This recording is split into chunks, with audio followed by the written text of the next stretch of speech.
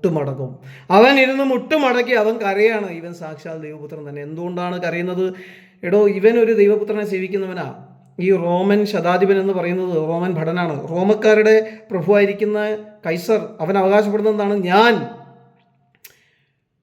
റോമിൻ്റെ അധികാരിയാണ്. എൻ്റെ പിതാവായ Kaiser Julius Caesar മരിച്ചുപോയി, അവൻ ഇപ്പോൾ ദൈവമായിരിക്കുകയാണ്, അവൻ ദൈവത്വം പ്രാപിച്ച് ദൈവത്തിൻ്റെ അടുത്തിരിക്കുകയാണ്. അവൻ്റെ പേരിലാണ് ഞാൻ ഇവിടെ ഭരിക്കുന്നത്. ഫറവോൻ്റെ രാജ്യത്വം അങ്ങനെ തന്നെയായിരുന്നു. സൂര്യദേവൻ്റെ പേരിലാണ് ഞാനിവിടെ ഭരിക്കുന്നത്. നമ്മുടെയും കുറേ സൂര്യവംശികളും ചന്ദ്രവംശികളായിട്ടുള്ള രാജാക്കന്മാരുണ്ട്. അവരൊക്കെ ഭരിക്കുന്നത് അവരുടെ ചന്ദ്രനാണ് അവരുടെ ദൈവം. അവൻ്റെ പേരിലാണ് ഞാൻ ഭരിക്കുന്നത്. അവരാണ് യഥാർത്ഥ രാജാവ്, ഞാൻ അവൻ്റെ പേരിൽ ഭരിക്കുന്നു. അത്രയേ ഉള്ളൂ. ചൈനീസിനുമുണ്ട് അവരുടെ ആയിട്ടുള്ള സംസ്കാരത്തിലുള്ള വലിയ ആളുകൾ, അവരുടെ ആൻസസ്റ്റേഴ്സ്. അവർ പറയാണ് അവരാണ് ശരിക്കും ദൈവികത്വമുള്ളവർ, ഞങ്ങൾ അവൻ്റെ പേരിൽ അവൻ്റെ റെപ്രസെൻറ്റേറ്റീവായിട്ട് ഭരിക്കുകയാണ്. അപ്പോൾ അതെന്തിനാണ് അങ്ങനെ ചെയ്യുന്നത്? അവരുടെ റെപ്രസെൻറ്റേറ്റീവായിട്ട് ഭരിക്കുന്നത് എന്തിനാണെന്ന് ചോദിച്ചാൽ, ഇവരുടെ മുകളിൽ ഇവരുടെ തെറ്റുകളുടെ ഉത്തരവാദിത്തം പൂർണ്ണമായിട്ട് വരില്ലല്ലോ. അതുകൊണ്ടും പിന്നെ അതിനെ ഒരു അധികാരിയായി വെച്ച് കഴിഞ്ഞാൽ ആൾക്കാർ അദൃശ്യ ശക്തിയെ ബഹുമാനിക്കും എന്നും കണ്ടിട്ടാണ് ഈ സൂര്യനെ പിന്നെ അദൃശ്യനാണെങ്കിലും കാണാൻ കഴിയുന്നുണ്ട്, അതിൻ്റെ പവർ തേജസ് അനുഭവിക്കാൻ കഴിയുന്നുണ്ട്. അതുകൊണ്ട് അതിന് കീഴ്പ്പെട്ട് അവരിരുന്നോളും എന്ന് വിചാരിച്ചിട്ടാണ് അതിൻ്റെ പേരിൽ അവർ ഭരിക്കുന്നത്. അപ്പോൾ ഇവിടെ യേശു ക്രിസ്തുവിനെ പരീക്ഷിക്കാൻ സാത്താൻ വരുമ്പോൾ ഈ ലോക രാജ്യങ്ങളൊക്കെ അവരവരുടെ ആ ദേവന്മാരും ദേവിമാരും അവരുടെയൊക്കെ ദൈവങ്ങളുടെ ശക്തികളുടെ പേരിൽ ഭരിക്കുന്നു. എന്നാൽ ഇവിടെ കർത്താവായ യേശു ക്രിസ്തു ആരാണ്?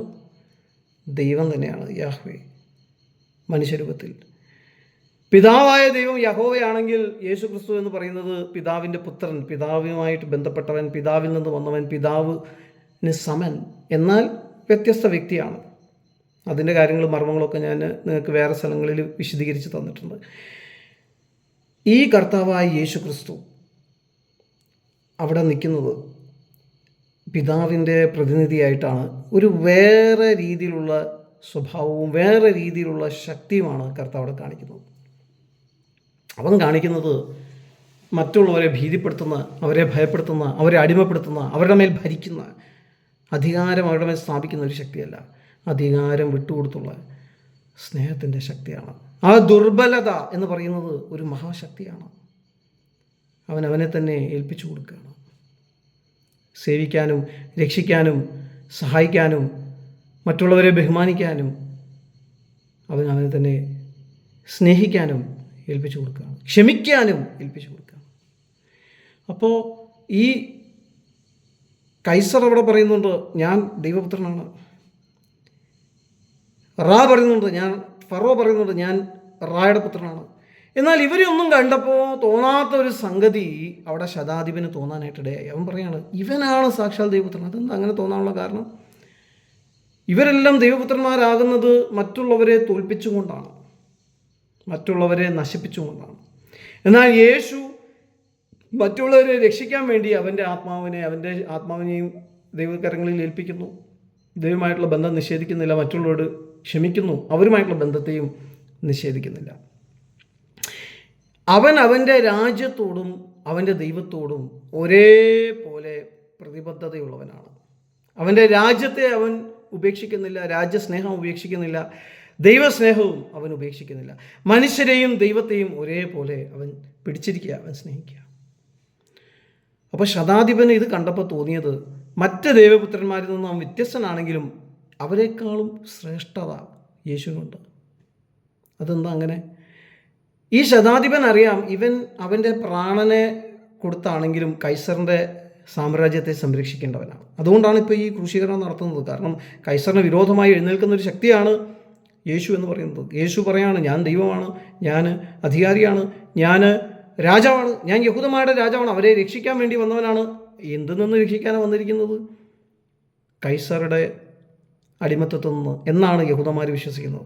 അപ്പോൾ കൈസർക്ക് ഒരു ബദൽ രാജാവ്, കൈസർക്കെതിരെ നിൽക്കുന്ന ഒരു ശക്തി എന്നുള്ള രീതിയിലാണ് പീലാത്തോസ് അവനെ കണ്ടിട്ട് അവൻ്റെ മേലുള്ള വിധി എഴുതുന്നത്. ഇവൻ യഹൂദന്മാരുടെ രാജാവ്. യഹൂദന്മാർ പറഞ്ഞ് ഇങ്ങനെ രാജാവാണെന്ന് ക്ലെയിം ചെയ്തു എന്ന് എഴുതിയാൽ മതി. പക്ഷെ അവൻ പറഞ്ഞു ഞാൻ എഴുതി. എന്താ കാരണം? റോമിൽ നിന്ന് ചോദ്യം വന്ന പീലാത്തോസ് പറയണം, എന്ത് പറയണം? എന്തിനാണ് ഈ മനുഷ്യന് ഒരു കുറ്റവും ചെയ്യാത്ത നീതിമാനായിരിക്കുന്ന ഒരു റോമക്കാരുടെ ഒരു ലോയെയും തെറ്റിക്കാത്ത ഈ മനുഷ്യനെ എന്തിനാണ് ഇങ്ങനെ ക്രൂശിച്ചത് എന്ന് ചോദിക്കുമ്പോൾ അവൻ്റെ കൂടെ നിൽക്കുന്നവരൊക്കെ വലിയ ക്രിമിനൽസാണ്. അങ്ങനെയുള്ളവർക്കാണ് ആ ശിക്ഷ കിട്ടുന്നത്. എന്ന് വെച്ചാൽ റോമിൻ്റെ ഗവൺമെൻറ്റിൻ്റെ എതിരെ പ്രവർത്തിക്കുകയും അതിനെതിരെ എന്താ പറയുക ട്രൈറ്ററായിട്ട് പ്രവർത്തിക്കുകയും ടെററിസ്റ്റുമാർ പ്രവർത്തിക്കുകയും ചെയ്യുന്ന ആളുകൾക്കാണ് ആ ശിക്ഷ കിട്ടുന്നത്, ക്രൂശീകരണം എന്ന് പറയുന്നത്. ഇവൻ അങ്ങനെയൊന്നും ചെയ്തിട്ടില്ലല്ലോ. ഇവൻ എല്ലാവരെയും സഹായിക്കുകയും സമാധാനത്തോടെ ജീവിക്കുകയും ചെയ്ത മനുഷ്യനല്ല, ഒരു കാർപ്പൻ്റർ. ഇവൻ എന്തിനാണ് ഇങ്ങനെ ക്രൂശിക്കുന്നത് എന്ന ചോദ്യം വരുമ്പം പീലാത്തോസിന് പറയാനായിട്ട് സാധിക്കണം. എന്ത് പറയാനായിട്ട് സാധിക്കണം? ഇവൻ യഹൂദന്മാരുടെ രാജാവാണ് എന്ന് അവകാശപ്പെട്ടു. അവരുടെ മതഗ്രന്ഥങ്ങൾ പ്രകാരം പഠിച്ച ആൾക്കാരൊക്കെ പറയുന്നത് ഇവൻ യഹൂദന്മാരുടെ രാജാവാണ്. അതുകൊണ്ട് ഇവൻ കൈസർക്കെതിരെ നിൽക്കുന്നവനാണ്. അങ്ങനെ കൈസർക്കെതിരെ ഇവൻ ഒരു ബദൽ രാജാവായി നിൽക്കുന്നത് കൊണ്ട് ഞങ്ങൾക്ക് ഇവനൊരു ത്രെറ്റായി തോന്നി. അതുകൊണ്ടാണ് ഇവനെ ഞങ്ങൾ ഒഴിവാക്കിയത്. ഇത് പറയാൻ ആർക്ക് സാധിക്കണം? പീലാത്തോസിന് സാധിക്കണം. ഇവൻ അവകാശപ്പെട്ടു എന്ന് എഴുതിയാൽ പീലാത്തോസിന് അവിടെ ചെന്നിട്ട് സ്ഥാപിക്കാൻ പറ്റുമോ ഇവൻ യഹൂദന്മാരുടെ രാജാവാണ്, അതുകൊണ്ടാണ് ഞാൻ കൊന്നത് എന്ന്? ഇല്ല. അതുകൊണ്ടാണ് പീലാത്തോസ് അത് മാറ്റാതിരുന്നത്. പക്ഷെ അത് ദൈവത്തിൻ്റെ ഒരു നീതിയാണ്. ഇവൻ യഹൂദന്മാരുടെ രാജാവാണല്ലോ, ഇവൻ യഹൂദന്മാരുടെ രാജാവാണ്, ഇവൻ സാക്ഷാൽ ഇസ്രായേലാണ്, ഇവനാണ് യഹൂദന്മാരെ വിടുവിക്കാനായിട്ട് വന്നിരിക്കുന്നവൻ. ആ യഹൂദന്മാരുടെ രാജാവെ ജയ ജയ എന്ന് പറഞ്ഞ് അവൻ്റെ തലയിൽ ആണി അടിച്ച് കയറ്റിയ, അവൻ്റെ തലയിൽ അവനൊരു മുൾമുടി ഒരുക്കി കൊടുത്ത ആ ശതാധിപനാണ് അവിടെ മുട്ടുകുത്തിയിട്ട് പറയുന്നത് ഇവൻ സാക്ഷാൽ ദൈവപുത്രനാണ്. അതെന്താ അങ്ങനെ പറയാനുള്ള കാരണം? എടോ, ഈ ശതാധിപന് പോലും ഇത്രയും കമ്മിറ്റ്മെൻ്റ് ഇല്ല. അവൻ്റെ റോമിൻ്റെ കൈസറിന് വേണ്ടിയിട്ട് ഇതുപോലെ മരിക്കാൻ അവൻ തയ്യാറാവും ചോദിച്ചാൽ അവൻ അറിഞ്ഞൂടാ. വേറൊരു രാജ്യം വന്ന് അവനെ കൊണ്ടുപോയി അവനെ ഇതുപോലെ ക്രൂശിക്കുകയാണെങ്കിൽ, ഇവനെ ഉപദ്രവിക്കുകയാണെങ്കിൽ, ഇത്രയും ഉപദ്രവം സഹിക്കുകയാണെങ്കിൽ ആ സമയത്ത് അവൻ കൈസറിൽ നിന്ന് കൂറുമാറുമോ ഇല്ലയോ എന്ന് അവൻ അറിഞ്ഞൂടാ. അവൻ്റെ ജനമായിരിക്കുന്ന റോമിനെ അവൻ ഉപേക്ഷിക്കുകയോ ഇല്ലയോ എന്ന് അവൻ അറിഞ്ഞൂടാ. പക്ഷേ യേശു ക്രിസ്തു ആ ക്രൂശിൽ കിടക്കുമ്പോഴും അവൻ്റെ ജനത്തെയും ഉപേക്ഷിക്കുന്നില്ല, അവൻ്റെ ദൈവത്തെയും ഉപേക്ഷിക്കുന്നില്ല. ഇത്രയും വിശ്വസ്തത. ആ വിശ്വസ്തതയാലാണ് നമ്മൾ രക്ഷിക്കപ്പെടുന്നതെന്നാണ് വാസ്തവത്തിൽ പറഞ്ഞാൽ. നമ്മൾ റോമർക്ക് എഴുതിയ ലേഖനം ശരിയായ രീതിയിൽ പഠിക്കുകയാണെങ്കിൽ അവിടെ വിശ്വസ്തത എന്ന് പറയുന്ന വാക്ക് ഉപയോഗിച്ചിട്ടുണ്ട്. അതിനെ വിശ്വാസം എന്നാണ് നമ്മൾ പലപ്പോഴും വ്യാഖ്യാനിക്കുന്നത്. ദൈവത്തോടുള്ള യേശു ക്രിസ്തുവിൻ്റെ വിശ്വസ്തത മൂലമാണ് നമുക്ക് രക്ഷയുടെ പാത ഒരുങ്ങുന്നത് എന്നാണ് പൗലോസ് അവകാശപ്പെടുന്നത്. അവസാനം വരെയും ദൈവത്തോടും മനുഷ്യരോടും ഇസ്രായേലിനോടും വിശ്വസ്തനായിരുന്നു യേശു ക്രിസ്തു. അവൻ്റെ വിശ്വസ്തതയിൽ നമ്മൾ ആശ്രയിക്കുന്നു. എന്നുവെച്ചാൽ ആ ഒരു ബോട്ട് ഇങ്ങനെ പോവാണ്, അതിൽ നമ്മളും കൂടെ പിടിച്ചിട്ട് അതിലൂടെ നമ്മളും കരകയറാണ്, അത്രയേ ഉള്ളൂ. അല്ലാതെ നമ്മുടെ വിശ്വസ്തത കൊണ്ടൊന്നും നടക്കാൻ പോകുന്നില്ല. ഈ വിശ്വാസം എന്ന് പറഞ്ഞിട്ട് കുറേ ആളുകൾ നമ്മളെ വഞ്ചിക്കുന്നുണ്ട്. അവർ പറഞ്ഞത് എന്താ വെച്ചാൽ വിശ്വസിച്ചാൽ അതൊരു ഇൻ്റലക്ച്വൽ ഫെയ്ത്ത് മാത്രമാണ് അവർ പറഞ്ഞത്. മനസ്സിലാക്കുക, അത് മനസ്സിലിങ്ങനെ വിശ്വസിച്ചു എന്ന് ഉറപ്പിക്കുക. എന്നിട്ട് ഹൃദയത്തിലാണെങ്കിൽ പോലും ഇമോഷണൽ ഫെയ്ത്താണ്. എന്താണ് ഇമോഷണൽ ഫെയ്ത്ത് എന്ന് പറഞ്ഞാൽ? നമ്മൾ വിശ്വസിക്കുന്നുണ്ട്, അത്രയേ ഉള്ളൂ. വിശ്വാസം എന്ന് പറഞ്ഞാൽ വാസ്തവത്തിൽ വിശ്വസ്തത എന്നാണ് വ്യാഖ്യാനിക്കേണ്ടത്. എന്ന് പറഞ്ഞാൽ ഇതുപോലെ പ്രതിസന്ധി വരുമ്പോൾ നിങ്ങൾ ദൈവത്തിൽ ഉറച്ചു നിൽക്കുമോ? അതാണ് ചോദ്യം. എന്ന് വെച്ചാൽ നിങ്ങൾ ദൈവത്തിന് വേണ്ടിയും മറ്റുള്ളവർക്ക് വേണ്ടിയും ദൈവത്തെ സ്നേഹിച്ചുകൊണ്ട് മറ്റുള്ളവരെ സ്നേഹിച്ചുകൊണ്ട് ആ ഒരു അവസ്ഥയിൽ നിങ്ങൾ നിൽക്കാൻ തയ്യാറാകുമോ കർത്താവുമായിട്ടുള്ള ബന്ധത്തിൽ എന്നതാണ് ചോദ്യം. അവിടെയാണ് ദൈവപുത്രനാണോ അല്ലയോ എന്ന് തെളിയിക്കപ്പെടുന്നത്. സാത്താൻ പറഞ്ഞില്ലേ, കല്ലപ്പമാക്കി നീ ദൈവപുത്രനാണെന്ന് തെളിയിക്കുക. ഇവിടെ കല്ലപ്പമാക്കേണ്ട കാര്യമില്ല. ഇവിടെ കല്ലുപോലെ കിടന്ന ഹൃദയമാണ് ഈ റോമൻ ശതാധിപൻ്റെ. അതിനെ മാംസളമായ ഹൃദയമാക്കി ഇപ്പം ഇവൻ യേശു ദൈവപുത്രനാണെന്ന് മനസ്സിലാക്കി എന്ന് മാത്രമല്ല, ഇതുപോലത്തെ വിശ്വസ്തത അവനില്ല എന്നും അവന് മനസ്സിലായി. ദൈവത്തോട് ഇതുപോലുള്ള വിശ്വസ്തത, അതാണ് ദൈവം നമ്മളൊന്ന് പ്രതീക്ഷിക്കുന്നത്. നിങ്ങൾ ദൈവത്തിൻ്റെ മക്കളാണെങ്കിൽ സമാധാനം ഉണ്ടാക്കുന്നവർ ഭാഗ്യവാന്മാർ, ദൈവത്തിൻ്റെ മക്കളെന്ന് വിളിക്കപ്പെടും.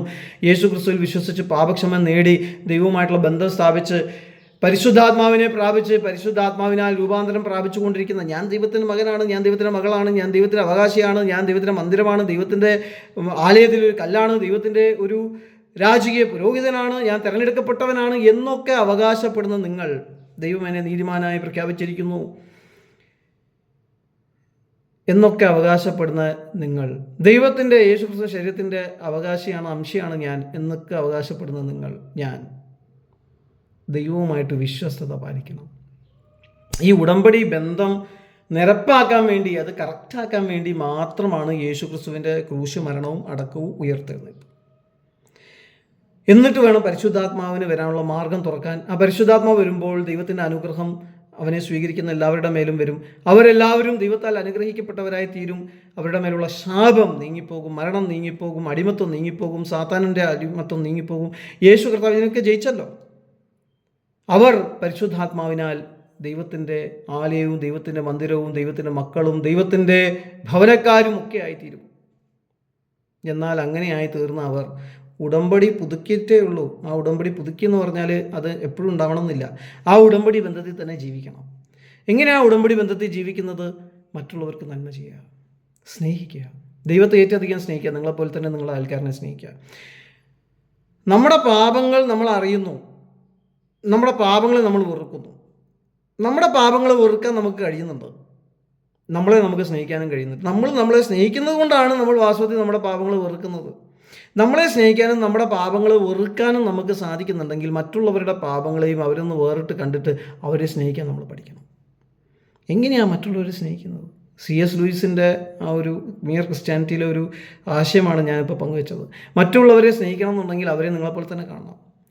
നിങ്ങൾക്ക് നിങ്ങളോട് ക്ഷമിക്കാൻ പറ്റുന്നില്ലേ? അതേപോലെ മറ്റുള്ളവരോട് ക്ഷമിക്കാൻ പറ്റും.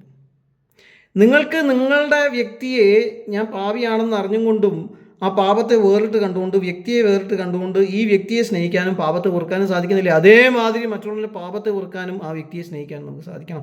അതിനാണ് പരിശുദ്ധാത്മാവിനെ ദൈവം തന്നിരിക്കുന്നത്. ആത്മാവിനാൽ ദൈവത്തിൻ്റെ സ്നേഹം നമ്മുടെ ഹൃദയത്തിൽ എഴുതി കഴിയുമ്പോൾ നമുക്ക് മറ്റുള്ളവരെ നമ്മളെപ്പോലെ തന്നെ സ്നേഹിക്കാനായിട്ട് സാധിക്കും. അങ്ങനെ നമ്മൾ സ്നേഹിക്കുന്ന സമയത്ത് എന്ത് സംഭവിക്കും? നമ്മൾ മറ്റുള്ളവരുടെ കാര്യങ്ങൾ മോഹിക്കില്ല, മോഷ്ടിക്കില്ല, മർഡർ ചെയ്യില്ല, അവരെ മറ്റുള്ളവരുടെ ഭാര്യമാരെ വ്യഭിചരിക്കില്ല. നമ്മൾ അവർക്കെതിരെ കള്ളസാക്ഷ്യം കോടതിയിൽ പറയില്ല.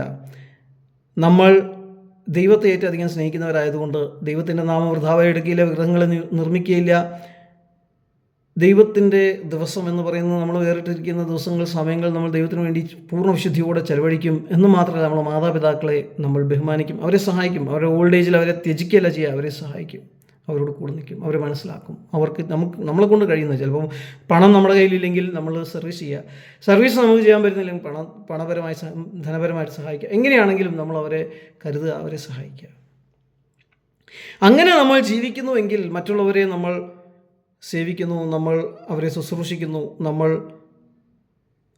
അവരോട് ക്ഷമിക്കുന്നു, അവരെ സഹായിക്കുന്നു.